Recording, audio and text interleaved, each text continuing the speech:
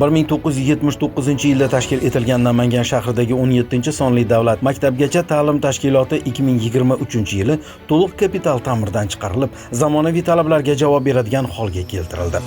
Hozirgi kunda biz tashkilotimizda tayanch sifatida metodik mahorat kunlarini tashkil qilganmiz va shu jumladan inklyuziv ta'lim yo'nalishida 3 nafar tarbiyalanuvchilarni tarbiyalab kelmoqdamiz. Ayni paytda mazkur muassasa bolalar uchun har tomonlama rivojlanish imkoniyatini beruvchi ta'lim va tarbiya maskaniga aylangan. Qani bolajonlar, hamma tayyor?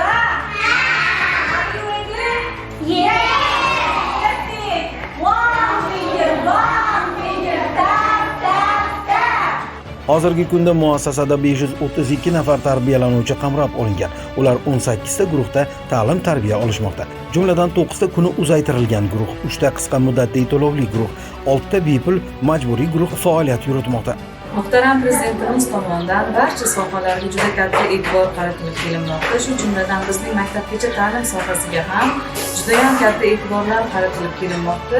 Buning yaqqol misoli maktabgacha ta'lim tashkilotlarida metodik mahorat kunlari, metodik mahorat soatlari tashkil qilinishi va yana barcha tuman va shaharda bittadan tanlab olingan maktabgacha ta'lim tashkilotlarida inklyuziv ta'limni joriy qilinishi bizga juda ham quvonarli holat bo'ldi. Bolalarning bilim va qobiliyatlarini shakllantirishda 58 nafar pedagog va xizmat ko'rsatuvchi xodim mehnat qilmoqda. Jamoat tarkibida tajribali va kasbiy mahorati yuqori mutaxassislar faoliyat olib borishmoqda. Bolajonlar, bugun biz sizlar bilan baxtli bolalik mavzusida mashg'ulot o'tmoqchimiz. Mashg'ulotga tayyormisizlar? Barakalloh. Kapital ta'mirdan so'ng muassasada o'quv va o'yin xonalari, oshxona, tibbiyot xonasi hamda xavfsiz o'yin maydonlari to'liq yangilandi. Sinf xonalari zamonaviy jihozlar va metodik vositalar bilan jihozlangan.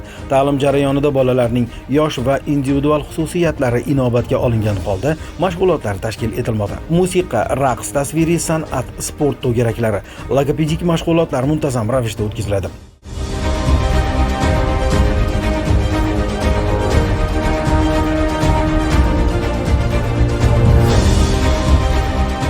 Muassasa hududida eko maydonchalar va milliy g'oya asosida jihozlangan burchaklar mavjud bo'lib, ular orqali bolalarda vatanparvarlik, tabiatga ehtirom va milliy qadriyatlarga hurmat tuyg'usi shakllantiriladi. Yaratilgan shart-sharoitlar ota-onalar tomonidan ijobiy baholanmoqda. Ulardan biri mahalliy aholi vakili quyidagicha fikr bildirdi. Farzandimning ta'lim olayotgani uchun bu bog'chani tanlaganimizdan mamnunmiz. Tarbiyachilar mas'uliyatli va har bir bolaga alohida e'tibor qaratishadi. Bolam har kuni yangi bilim olib bog'chaga quvonch bilan boradi. Muassasa jamoasi va tarbiyalanuvchilari shahar va viloyat miqyosidagi madaniy va ijodiy tanlovlarda faol ishtirok etib mukofotli o'rinlarni qo'lga kiritishmoqda. Vazirlar Mahkamasining 531-sonli qaroriga muvofiq ta'lim sifatini yanada oshirish uchun maktabgacha ta'lim tashkiloti va maktab direktorlarini menejerlik kurslarida o'qitish joriy qilindi. Shu jumladan men ham menejerlik kurslarida o'qib, yuqori ballar bilan menejerlik sertifikatiga ega bo'ldim. Bog'cha direktori Go'zal Tojiboyevaning so'zlariga ko'ra, yaqin vaqt qo'shimcha yo'nalishlardagi to'garaklar hamda o'qituvchi kadrlarning kasbiy salohiyatini oshirishga qaratilgan o'quv dasturlarini yo'lga qo'yishni mo'ljallanmoqda. Xulosa qilib aytganda, 17-sonli maktabgacha ta'lim tashkiloti nafaqat bolalarning ta'lim va tarbiyasi, balki mahalla aholisi uchun ham ishonchli va samarali muassasa sifatida faoliyat yuritmoqda.